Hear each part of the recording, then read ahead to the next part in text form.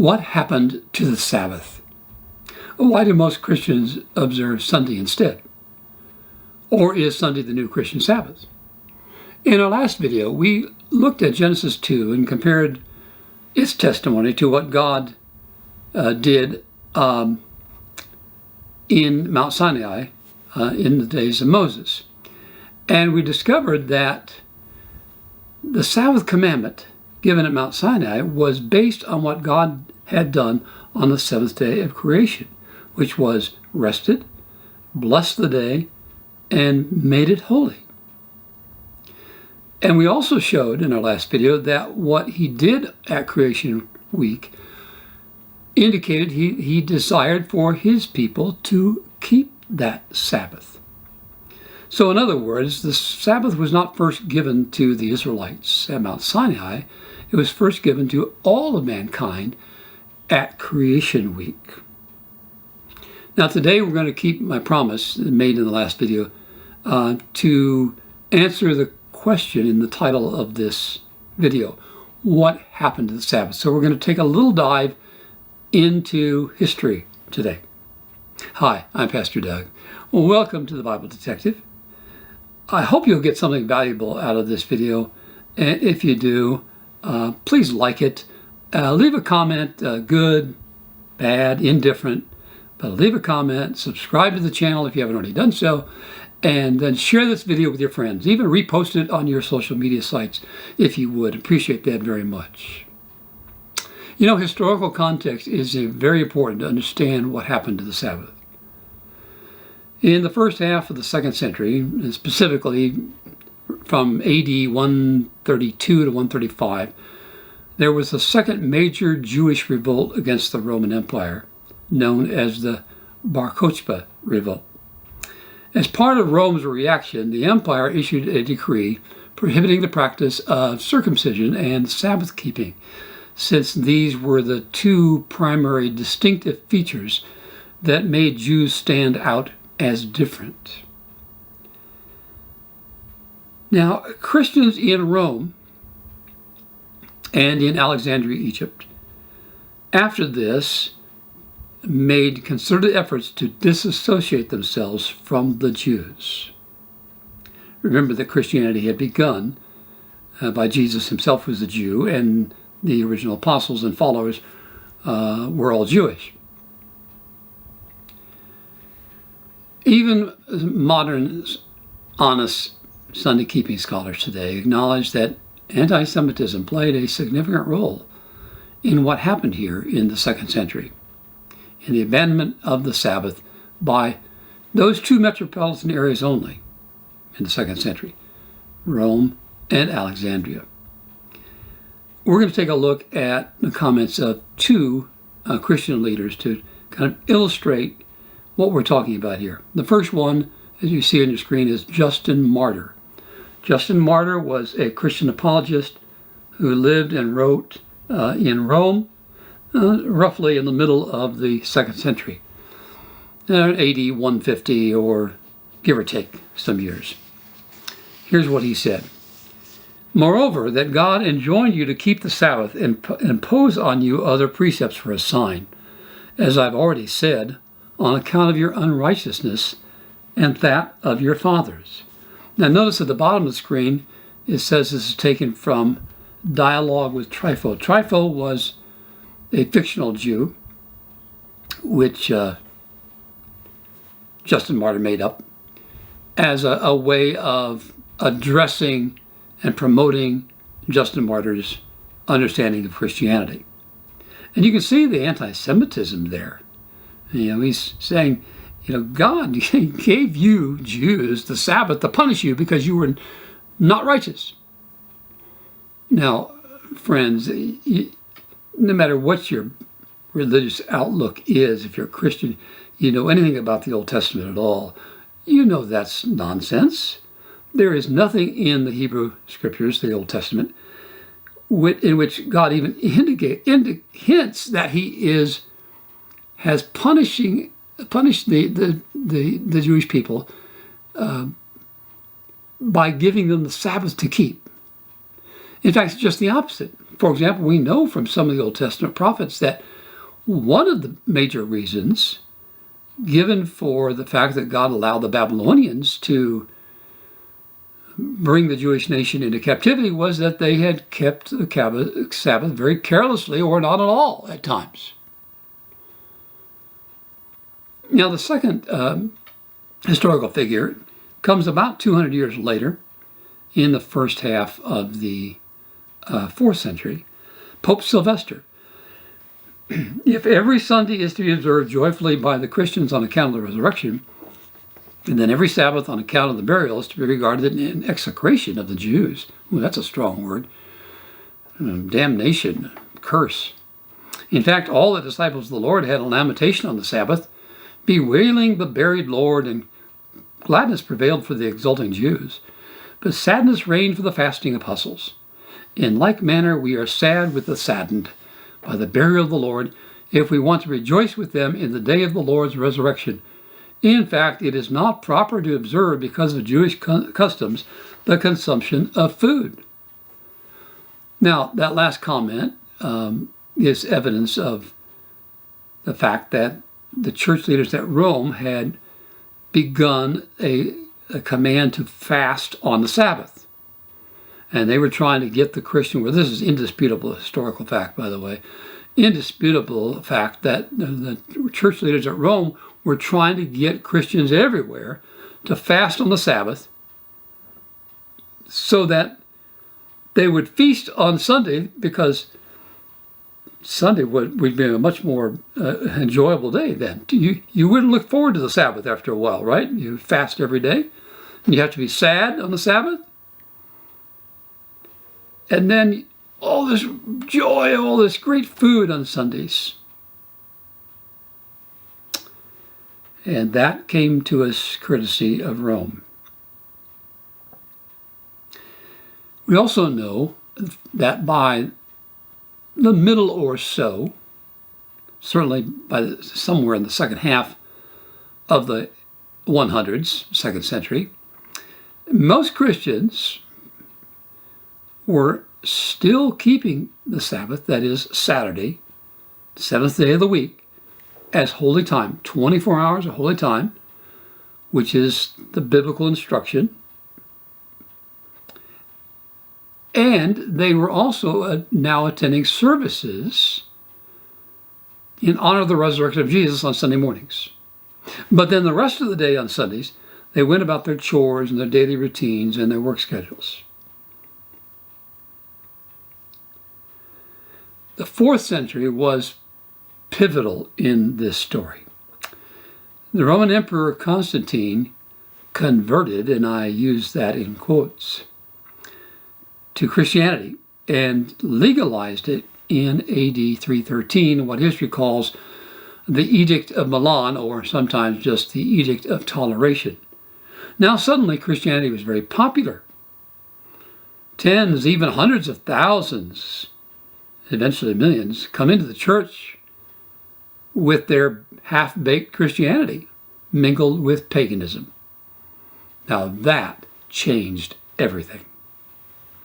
Constantine, less than a decade later, in 321, decreed history's first Sunday law, commanding, if possible, making exemptions for farmers to care for animals and so forth, that they should rest on Sundays. Now, he probably did this, most Christian historians who have studied this carefully believe that he did this in order to try to keep unity within the empire. You see, by the time that Christianity was legal, the two largest religions in the empire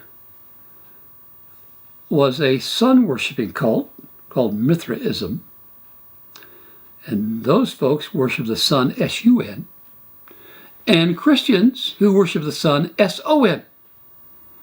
And so it appears that he thought, well, religion has always been the glue to keep society together. And by the way, that's not unique to the Roman Empire or Constantine. That is a true statement, In fact, until the United States of America, until our Constitution was adopted in 1787, or written at least in 1787, that had been prevailing view of all religious peoples in all parts of the world, everywhere in world history. That everybody has to be pretty much the same religion in order to hold society and keep it cohesively held together. And so he thought, well, this can keep the empire together. Under continuing pressure from the Roman Church, given the background here, given the fact that you've got now probably most people who are former pagans that have just flooded into the church, not fully converted into their full Christian concepts because so many of them came in at once.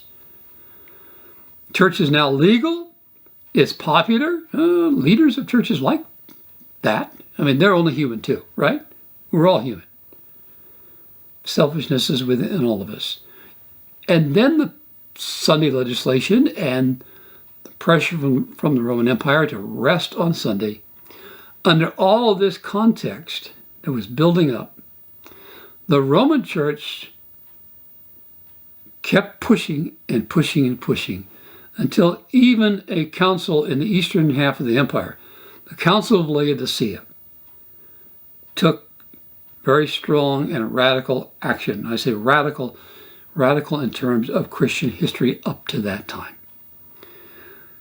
Historians don't know the exact date of the Council of Laodicea. The traditional date has been 364, but all we can pretty well know for sure is that it was sometime early in the second half of the 4th century.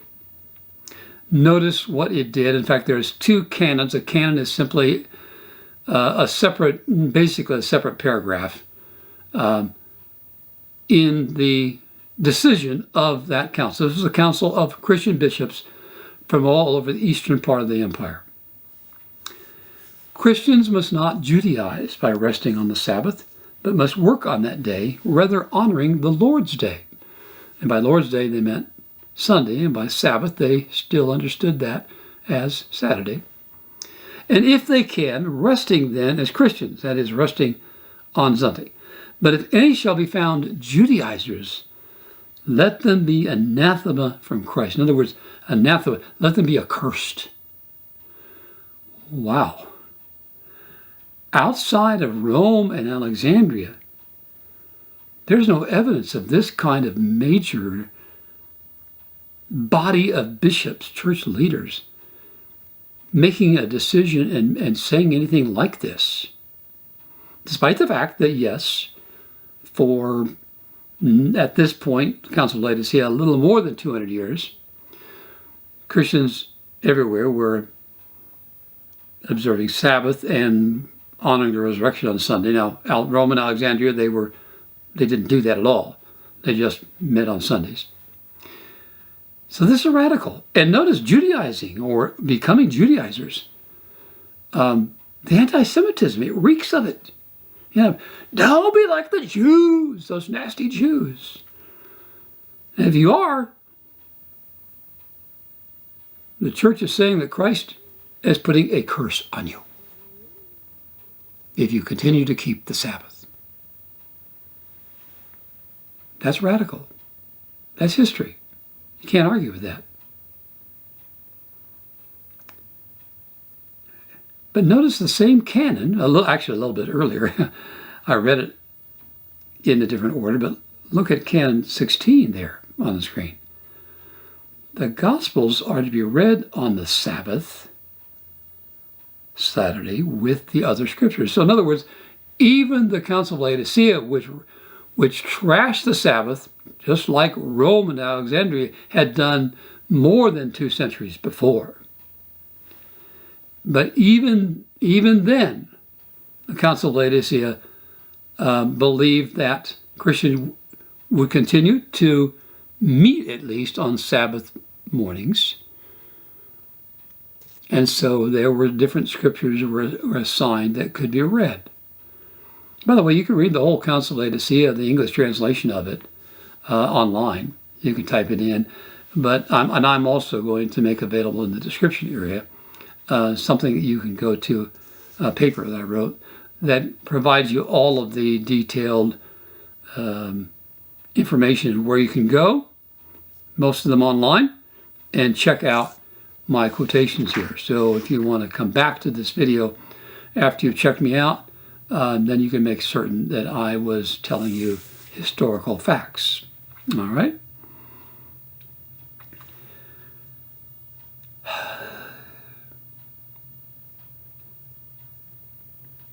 Eventually, the Sabbath gave way to Sunday. And it's not difficult to understand why that would happen. You have 2 days that are being honored in different ways, but still being honored. And by the way, many Christians continue to keep the Sabbath as holy time, even for centuries. Those that were on the far outskirts, not under the auspices of the Roman Empire, Armenia comes to mind as one of those places. But eventually the competition between the 2 days, pressure from the church leaders, the Sabbath fell off altogether, even as a day of a morning to worship, except for a few who hung on to the Sabbath, and some even hung on to it as a holy day. The Sabbath was eventually all but lost sight of. But not completely. Never has it been completely abandoned by all Christians. Those Christians that keep the Sabbath are looked down upon, to be sure.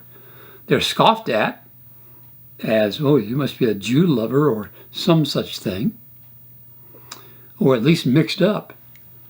But look at the history.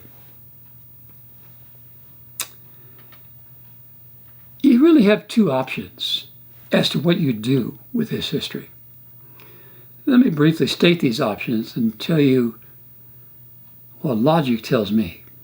Option number one, you can conclude that the apostles in the New Testament either changed the Sabbath from Saturday to Sunday, or they abolished any notion of a Christian weekly Sabbath. And that either most Christians just forgot after the last apostles had died, and went back to Sabbath-keeping, or willfully went back to Sabbath-keeping because that was their knee-jerk reaction to do.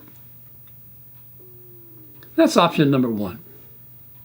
Option number two is to conclude that the apostles in the New Testament never changed or abolished the Sabbath, and that Rome and Alexandria trashed the Sabbath mostly for anti-Semitic reasons, used their influence, especially Rome, to get other Christians to at least meet on Sundays and honor the resurrection in addition to the Sabbath. And then when Christianity was legalized and made popular, and Constantine issued Sunday law and pressed for Sunday as a rest day, that the pressure led church councils to go along, and the rest, as we say, is history. Now, I can't speak for you, of course. You have to speak for yourself, but many scholars have acknowledged that there's weak evidence in the New Testament for any change in the Sabbath commandment. There are 2 or 3 passages that have been debated more than others, but relatively weak evidence. That fact, plus the evidence from history, which most Christians have not heard of. That's why I plead with you, check me out. Get online, do some independent research. Click that link in the description area and read my paper. It will give you more information and again, where to find that information as well. But the weak evidence in the New Testament, plus this evidence from history, means for me that it's much easier to accept option number 2, that the Sabbath was never changed or abolished in the New Testament. I mean, why would the apostles change it in some way? And then, so presumably in the lifetime of the apostles, then Christians would have been keeping Sunday and working on Sabbath. And then 2nd century, when the last of the apostles had died, probably John died somewhere around AD 100, why would they suddenly, most of them, forget and go back to Sabbath keeping? I'm sorry, but that just doesn't make a lot of logical sense to me. It's a much easier fit with the facts to believe that the apostles never changed the Sabbath. But you are free to choose whichever option you want, of course. Just remember this before we leave this subject today. Remember that just because something is popular doesn't make it correct. Again, if you know your Old Testament history, even at a cursory level, you understand that God's professed people in the Old Testament the majority were rarely in a right relationship with the Lord. That's why they were constantly getting into trouble with the Lord.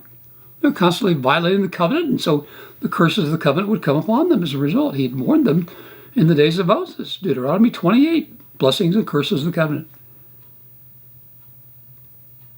So it's not far-fetched at all if you take the big picture and then take a deep dive into history, and maybe the history will cause you to take a closer look at the New Testament, and you'll find some things about the New Testament that you thought were true that aren't true at all.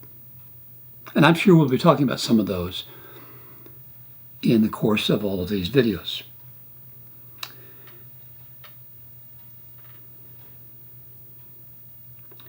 So, thank you for joining us today.